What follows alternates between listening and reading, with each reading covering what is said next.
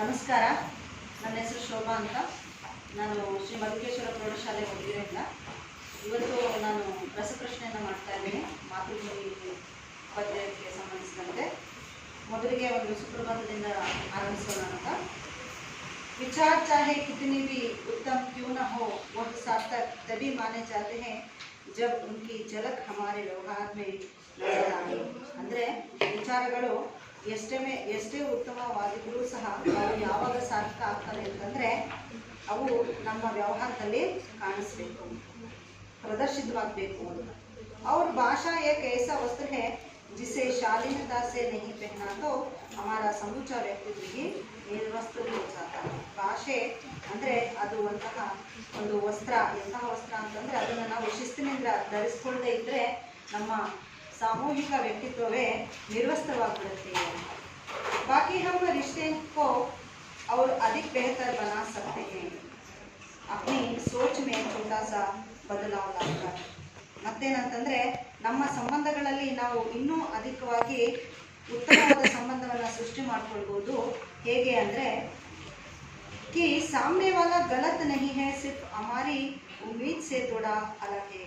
ಎದುರಿಗೆ ಏನು ಮಾತಾಡ್ತಾ ಇದ್ದಾನೋ ಅವನು ತಪ್ಪಲ್ಲ, ಅಂದರೆ ಅವನು ಸಹ ಒಳ್ಳೆಯವನೇ. ಅವನ ಹೇಳುವಂಥ ವಿಧಾನ ಏನಿದೆಯೋ ಅದು ನಮ್ಮಿಂದ ಸ್ವಲ್ಪ ಭಿನ್ನವಾಗಿದೆ ಅಂತ ನಾವು ತಿಳ್ಕೊಂಡಾಗ ನಮ್ಮ ಭಾಷೆ ತುಂಬ ಉತ್ತಮವಾದ ವ್ಯವಹಾರದಲ್ಲಿ ಕಾಣಿಸುತ್ತೇವೆ. ಈಗ ರಸಪ್ರಶ್ನೆಯನ್ನು ಆರಂಭಿಸೋಣ. ಮೊದಲಿಗೆ ಸ್ವರೂಪ್ ಅವರು ಬಿ ತಂಡಕ್ಕೆ ಪ್ರಶ್ನೆಯನ್ನು ಕೇಳೋಣ.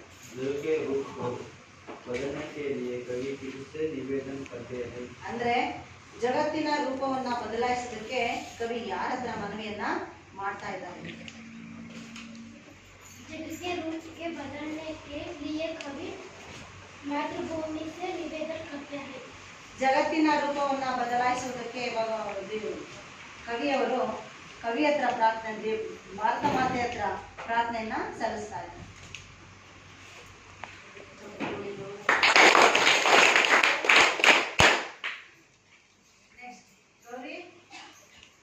कवि किसे प्रणाम कर रहे हैं? ಕವಿ ಯಾರಿಗೆ ಪ್ರಣಾಮಗಳನ್ನು ಸಲ್ಲಿಸ್ತಾ ಇದ್ದಾರೆ?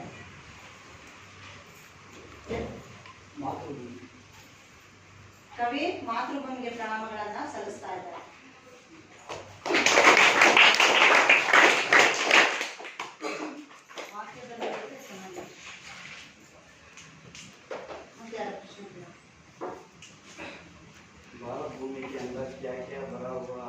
ಅಂದ್ರೆ ಭಾರತ ಭೂಮಿಯಲ್ಲಿ ಏನೇನು ಅಡಗಿದೆ ಅಂತ. भारत भूमि के अंदर खनिज संपदा भरा हुआ है. ಭಾರತದ ಭೂಮಿಯ ಒಳಗಡೆ ಅನೇಕ ಖನಿಜ ಸಂಪತ್ತು ವಜಿರುಗಳು ಅಡಗಿವೆ.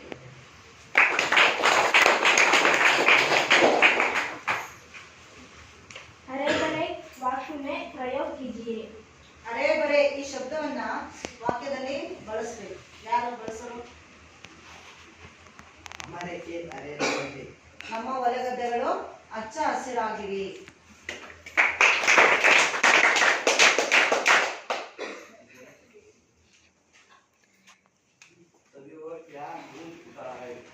सभी और जहीन का नाश भूलता है.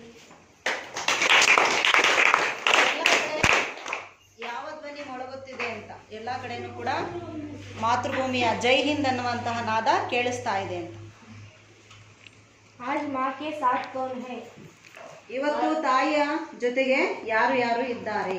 आज माँ के साथ हम कोटि कोटि भारतीय हैं. ಇಂದು ನಮ್ಮ ತಾಯಿಯ ಜೊತೆಗೆ ಕೋಟಿ ಕೋಟಿ ಲಕ್ಷಾಂತರ ಭಾರತೀಯರು ನಾವೆಲ್ಲರೂ ಕೂಡ ಜೊತೆಗಿದ್ದೇವೆ ಅಂತ ಅದರ ಅರ್ಥ. ಭಗವತಿ ಚರಣ ವರ್ಮಾರವರ ನಿಧನ ಅಂದರೆ ಮೃತ್ಯು ಯಾವಾಗ ಆಯಿತು ಅಂತ.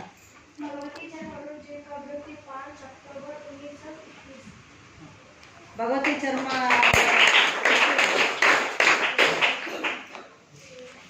5 ಅಕ್ಟೋಬರ್ 1905. भारत के खेत कैसे है? ಭಾರತದ ಹೊಲಗದ್ದೆಗಳು ಹೇಗಿವೆ? ಯಾರು ಹೇಳೋದು? ಭಾರತದ ಹೊಲಗದ್ದೆಗಳು ಹಚ್ಚ ಹಸಿರಾಗಿವೆ.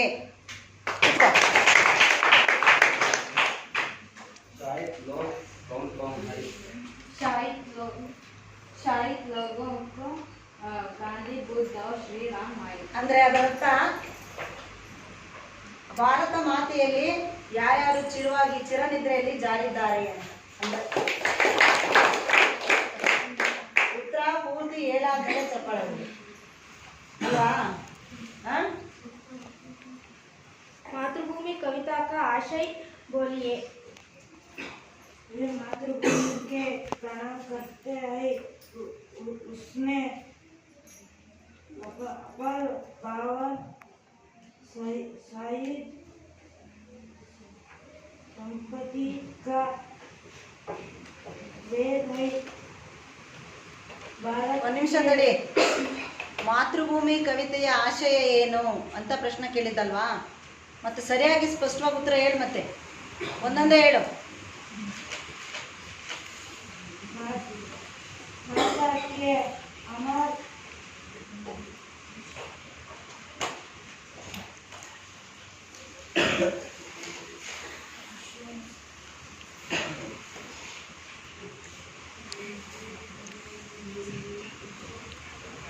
ಹೇಳಪ್ಪ.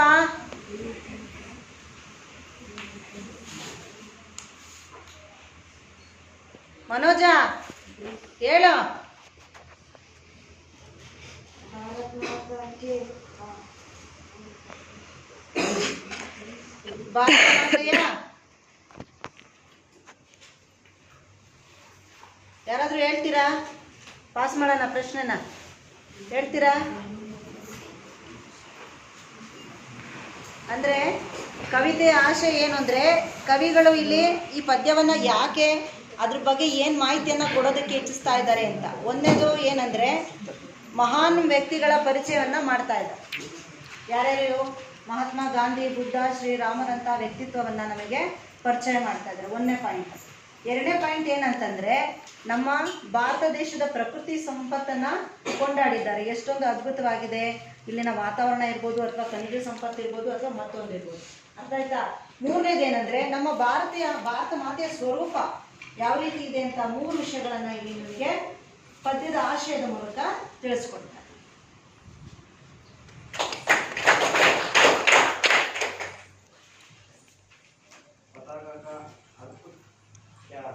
पताका का अर्थ ಏನು? पताका का अर्थ झंडा है। झंडा है.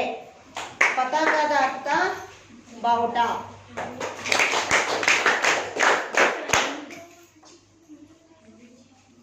जग का अन्य वचन रूप बोलिए।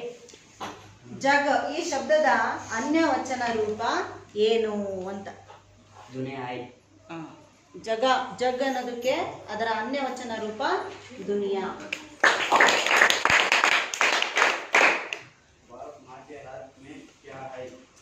ಭಾರತ ಮಾತೆಯ ಕೈಯಲ್ಲಿ ಏನೇನು ಇದೆ? ಆ ಒಂದು ಪಿಕ್ಚರ್ ಇದೆಯಲ್ಲ ಭಾರತ ಮಾತೆದು, ನೆನ್ಪು ಮಾಡ್ಕೊಳ್ಳಿ. ಆಗ ಅವಳ ಕೈಯಲ್ಲಿ ಏನೇನು ಅಸ್ತ್ರಗಳು ಇವೆ ಅಂತ. एक हाथ में न्याय पताका, ये भारत माँ के एक हाथ में न्याय पताका और दूसरों में ज्ञान दीप है। ಭಾರತ ಮಾತೆಯ ಒಂದು ಕೈಯಲ್ಲಿ ನ್ಯಾಯದ ಪತಾಕೆ, ಇನ್ನೊಂದು ಕೈಯಲ್ಲಿ ಜ್ಞಾನದ ದೀಪ ಇದೆ ಅಂತ ಅದರಂತ.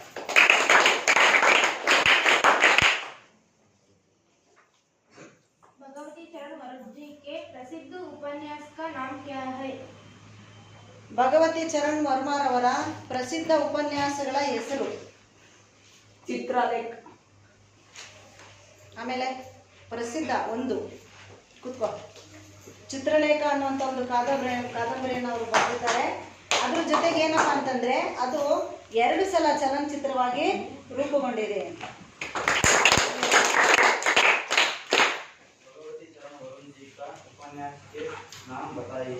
ಅಂದ್ರೆ ಭಗವತಿ ಚರಣ್ ವರ್ಮಾರವರ ಅನ್ಯ ಉಪನ್ಯಾಸಗಳ, ಅನ್ಯ ಕಾದಂಬರಿಗಳ ಹೆಸರುಗಳನ್ನ ಹೇಳಿ ಅಂತ. ನಿಧಾನಕ್ಕೆ ಅವಕಾಶ ತಗೊಳ್ಬೇಕು. टेढ़ी मेढ़ी रास्ते युवराज चुंडा, ಟೇಡಿ ಮೇಡಿ ರಾಸ್ತೆ, टेढ़ी मेढ़ी रास्ते, ಟೇಡಿ ಮೇಡಿ, टेढ़ी मेढ़ी रास्ते ಹಾ युवराज चुंडा, ಹಾ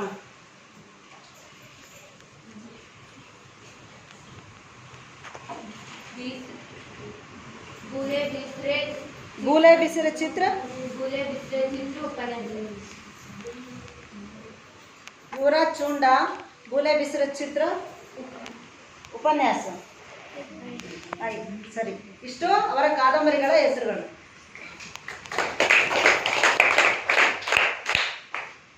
फूल का बहुवचन रूप क्या है? ಹೂವಿನ ಬಹುವಚನದ ರೂಪ ಏನು? ಯಾರಿಗೆ ಬಂದಿದೆ ಪ್ರಶ್ನೆ? ಹೂವಿನ ಬಹುವಚನದ ರೂಪ ಫೂಲ್.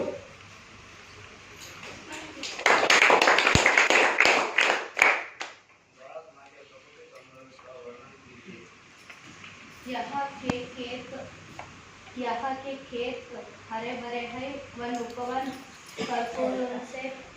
फल फूलों से भरा हुआ है। भारत माता के भारत भूमि के खनिज संपत्त अंदर अपार संपद भरा हुआ है। भारत माता के संपत्ति उचित सभी को बरा रही है. ಅಂದ್ರೆ ಭಾರತ ಮಾತೆಯ ಪ್ರಕೃತಿ ಸಂಪತ್ತನ್ನು ವರ್ಣಿಸಿ. ಭಾರತ ಮಾತೆಯ ಪ್ರಕೃತಿ ಸಂಪತ್ತು ಹೇಗಿದೆ ಅಂದರೆ, ಇಲ್ಲ ಮೊಟ್ಟ ಮೊದಲ ಬಾರಿಗೆ ಇಲ್ಲಿನ ಹೊಲಗದ್ದೆಗಳು ಹಚ್ಚ ಹಸುರಾಗಿವೆ, ಒಂದನೇದು. ಎರಡನೇದು, ಇಲ್ಲಿನ ಪ್ರತಿಯೊಂದು ಉದ್ಯಾನವನಗಳು ಹಣ್ಣು ಹೂಗಳಿಂದ ತುಂಬಿದೆ. ಮೂರನೇದು, ಈ ಭಾರತ ಭೂಮಿಯ ಭೂಭಾಗದ ಒಳಗಡೆ ಅನೇಕ ಖನಿಜ ಸಂಪತ್ತುಗಳು ಏನಿದೆಯೋ ಅದನ್ನು ಭಾರತ ಮಾತೆಯು ಎಲ್ಲ ಪ್ರತಿಯೊಬ್ಬರೂ ಕೂಡ ಉಚಿತವಾಗಿ ಸಮನಾಗಿ ಹಂಚ್ತಾ ಇದ್ದಾಳೆ ಅಂತ ಇದ್ದಾರೆ.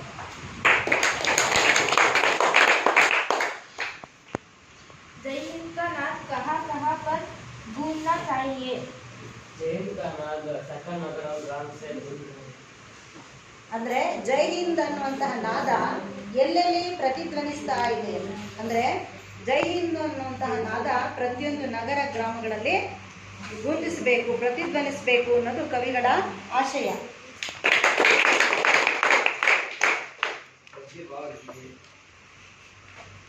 ಮತ್ತೊಂದ್ಸಲ ಕೇಳಪ್ಪ.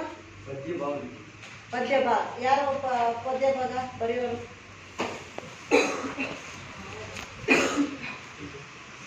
ಕೆಳಗಡೆ ಬರೀ.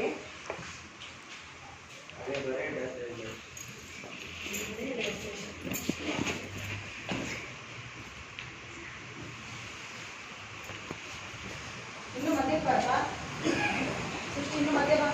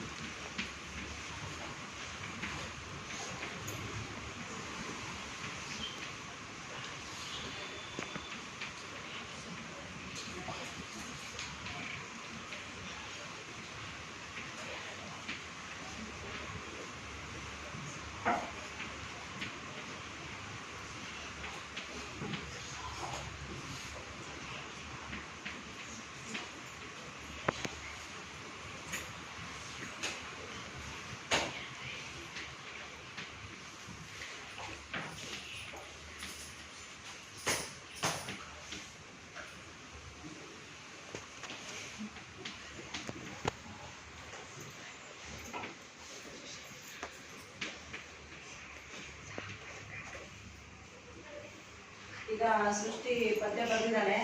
ಯಾರಾದರೂ ಚೆಕ್ ಮಾಡ್ತೀರಾ ಸರಿ ಬರ್ದಿದ್ದಾರಾ ತಪ್ಪಿದೆಯಾ ಅಂತ? ಯಾರಾದರೂ ನೋಡಿ, ಇಲ್ಲ ಇಲ್ಲಿಂದಾನೆ ನೋಡಿ, ಒಬ್ರು ನಿಂತ್ಕೊಂಡು ನೋಡಿ ಸರಿ ಬರ್ದ.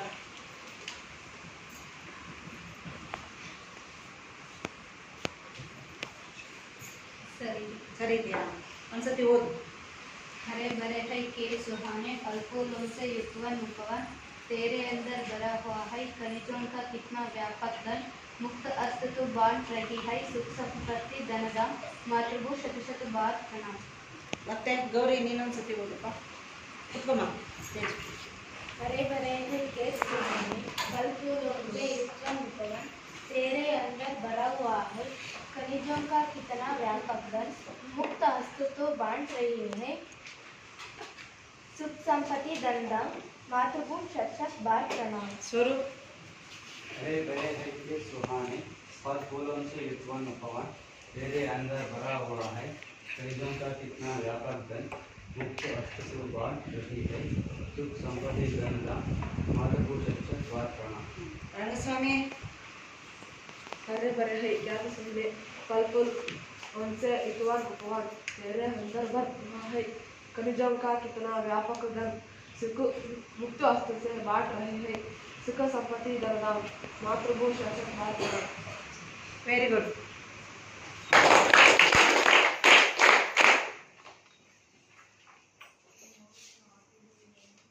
माता का विलोम शब्द क्या है? ತುಳಸಿದಾಸ್ ತಂಡಕ್ಕೆ ಪ್ರಶ್ನೆ. ಮಾತಾ ಶಬ್ದದ ವಿಲೋಮ ಶಬ್ದ ಏನು? ಹೇಳಪ್ಪ ಧನುಷ್. पिता है. ಮಾತಾ ಶಬ್ದದ ವಿಲೋಮ ಶಬ್ದ ಪಿತಾ.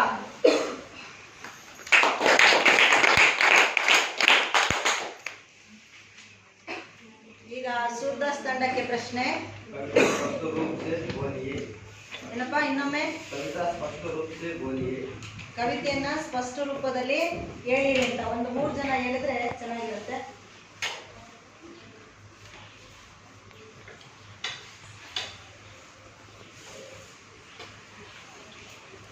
ಗೌರಿ.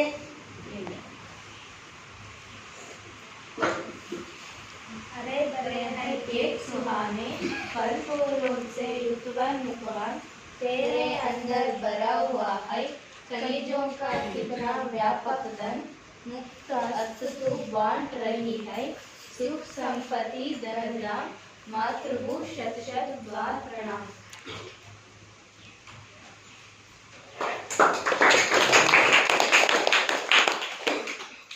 ನೆಕ್ಸ್ಟ್ ಪ್ರಶ್ನೆ ಯಾವ ತಂಡಕ್ಕೆ? ತುಳಸಿದಾಸ್ ತಂಡಕ್ಕೆ. सुख संपत्ति धनदाम को माँ कैसे बांट रही है? ಸುಖ ಸಂಪತ್ತು ಮತ್ತೆ ಧನ ಸಂಪತ್ತನ್ನ ಭಾರತ ಮಾತೆ ಹೇಗೆ ಹಂಚುತ್ತಿದ್ದಾಳೆ ಅಂತ. सुख संपत्ति धनदाम को माँ मुक्त हस्त से बांट रहे हैं. ಸುಖ ಸಂಪತ್ತು ಮತ್ತೆ ಧನ ಸಂಪತ್ತನ್ನ ಭಾರತ ಮಾತೆಯು ಉಚಿತವಾಗಿ ಹಂಚುತ್ತಾ ಇದ್ದಾಳೆ ಅಂತ.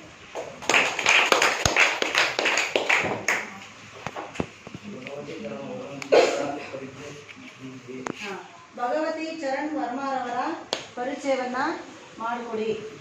ಯಾರಿಗೆ ಪ್ರಶ್ನೆ? ಹೇಳಪ್ಪ. श्री भगवती वरुण जी जन श्री भगवती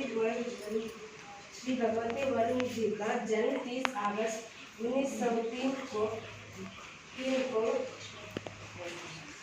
उन्नाव जिले हाथीपुर गांव में हुआ है.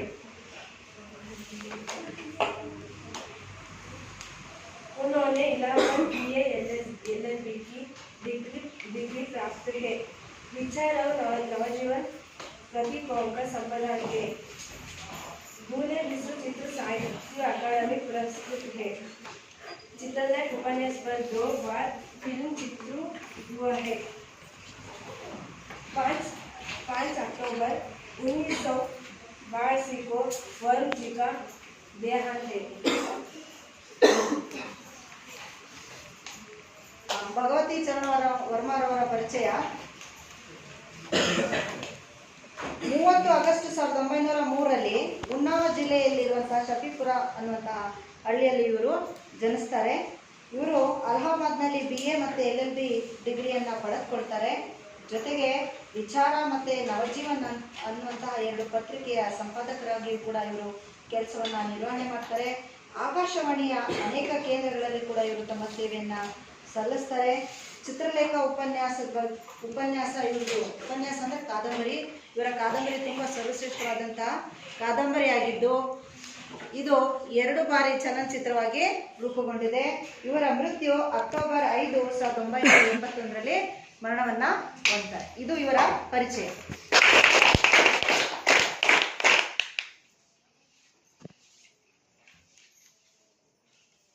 मातृभूमि का स्वरूप कैसे सुशोभित है ಅಂದ್ರೆ ಭಾರತ ಮಾತೆಯ ಸ್ವರೂಪ ಯಾವ ರೀತಿಯಾಗಿ ಕಂಗೊಳಿಸ್ತಾ ಇದೆ ಅಂತ. मातृभूमि अपने एक हाथ में न्याय का डंडा और दूसरे में ज्ञान दीप लिए सही रास्ते पर चलने को प्रेरित कर रही है. उसके हृदय में अनेक महान विभूतियों का वास है. ಇನ್ನೊಮ್ಮೆ ಹೇಳು. मातृभूमि एक हाथ में मातृभूमि एक हाथ में न्याय पताका और दूसरे में ज्ञानदीप लिए सही रास्ते पर चलने को प्रेरित कर रही है. उसके हृदय में अनेक महान विभूतियों का वास है. ಭಾರತ ಮಾತೆಯ ಸ್ವರೂಪ ಹೇಗಿದೆ ಅಂತಂದ್ರೆ ಭಾರತ ಮಾತೆಯ ಹೃದಯದಲ್ಲಿ ಅನೇಕ ಮಹಾತ್ಮರು ಕೂಡ ಚಿರನಿದ್ರೆಯಲ್ಲಿ ಜಾರಿದ್ದಾರೆ. ಅವಳ 2 ಕೈಯಲ್ಲಿ, ಒಂದು ಕೈಯಲ್ಲಿ ಜ್ಞಾನದೀಪ ಇದೆ, ಇನ್ನೊಂದರಲ್ಲಿ ನ್ಯಾಯದ ಪತಾಕೆ ಕೂಡ ಇದೆ. ಮತ್ತೇನ್ ಹೇಳ್ತಾಳೆ ಭಾರತ ಮಾತೆ ಅಂತಂದ್ರೆ ಪ್ರತಿಯೊಬ್ಬ ನಾಗರಿಕರು ಕೂಡ ಸರಿಯಾದ ಸತ್ಯವಾದ ದಾರಿಯಲ್ಲಿ ನಡಿಲಿ ಅಂತ ಅವಳು ಕೂಡ ಪ್ರೇರೇಪಿಸ್ತಾಳೆ. ಇದು ಭಾರತ ಮಾತೆಯ ಸ್ವರೂಪ.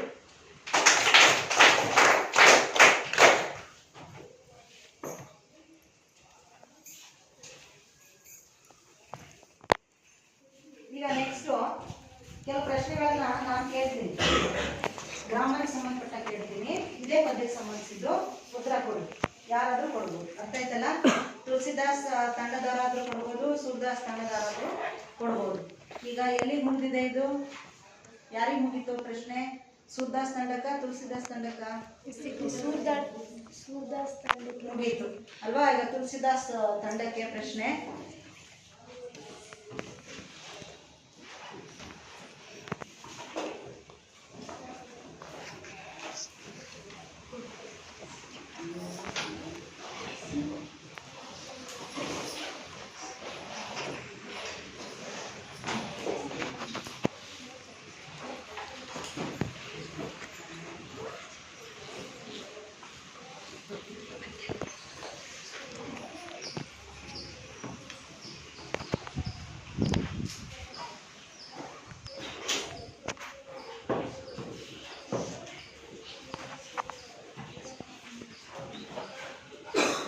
ಶಬ್ದಾರ್ಥ ಕೇಳ್ತೀನಿ, ಹೇಳ್ಬೇಕು ಅರ್ಥ. ಯಾರಾದ್ರೂ ಸರಿ.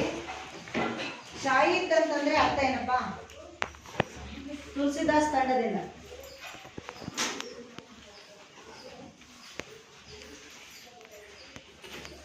अमर ಅಮರ್. ಶಾಹಿದ್ ಅಂದ್ರೆ ಅರ್ಥ ಏನೋ? अमर ಅಮರ್. ಚಪ್ಪಲ ಹೊಡಿ.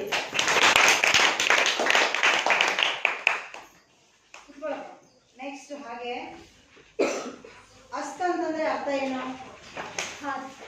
ಅಸ್ತ ಅಂದ್ರೆ ಅರ್ಥ ಏನು?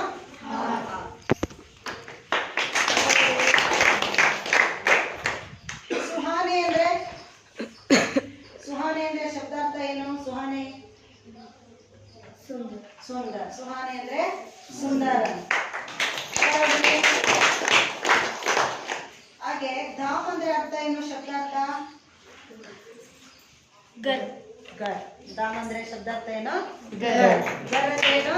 ಮನೆ.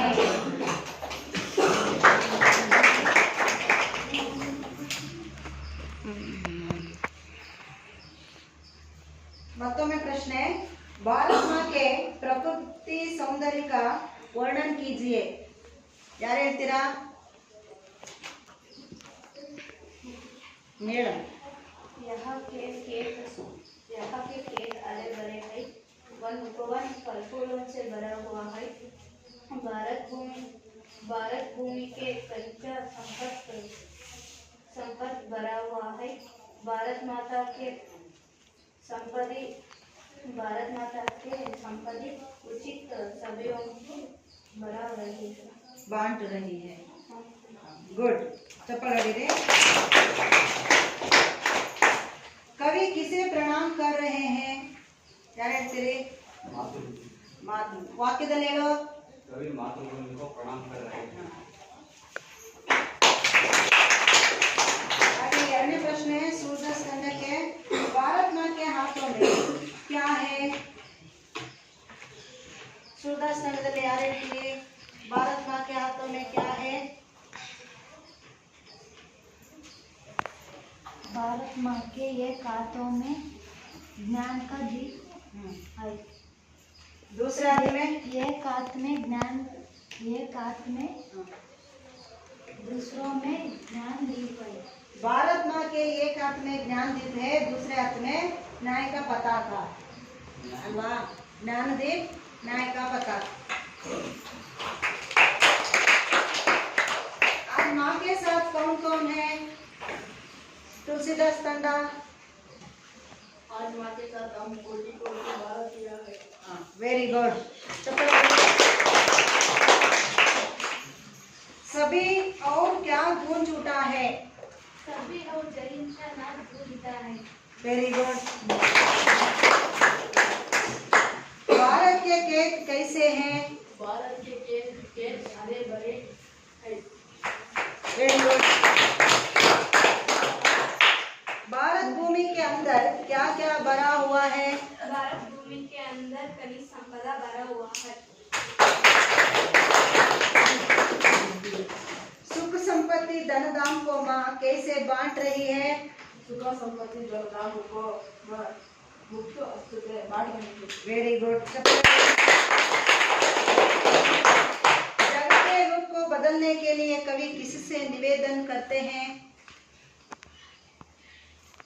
जग के रूप के बदलने के लिए कवि मातृभूमि से निवेदन करते हैं। गुड, कुत्का। जय हिंद का नाद कहाँ कहाँ पर गूंजना चाहिए? जय हिंद का नाद सकल नगर ग्राम से गूंज सकल नगर और ग्राम में गूंजना चाहिए। मत करेक्ट ಹೇಳಿ ಇನ್ನೊಂದ್ಸಲ। जय हिंद का नाद सकल नगर और ग्राम से ग्रामों में गूंजना चाहिए। गूंजना चाहिए। ಸರಿ, ಈಗ ಎಲ್ಲರೂ ಸೇರಿ ಒಟ್ಟಿಗೆ ಮಧುರವಾಗಿ ಪದ್ಯವನ್ನ ಹೇಳಿ. ಟೋಟಲ್ ಮೇಡಮ್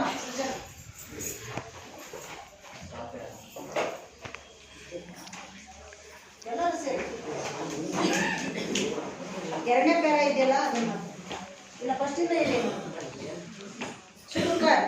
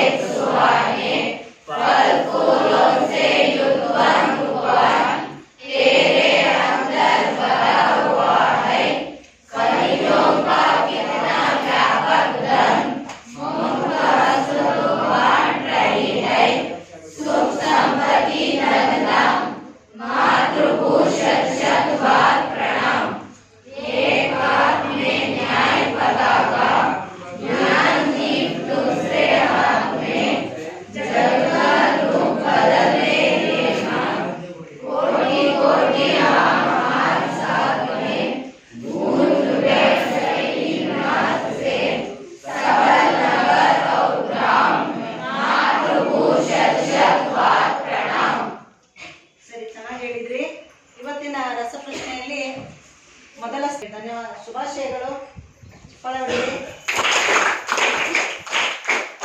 ದ್ವಿತೀಯ ಸ್ಥಾನವನ್ನ ತುಳಸಿದಾಸ್ ತಂಡದವರು ಪಡ್ಕೊಂಡಿದ್ದಾರೆ. ಅವ್ರಿಗೂ ಕೂಡ ಶುಭವಾಗಲಿ. ಚಪ್ಪಾಳೆ.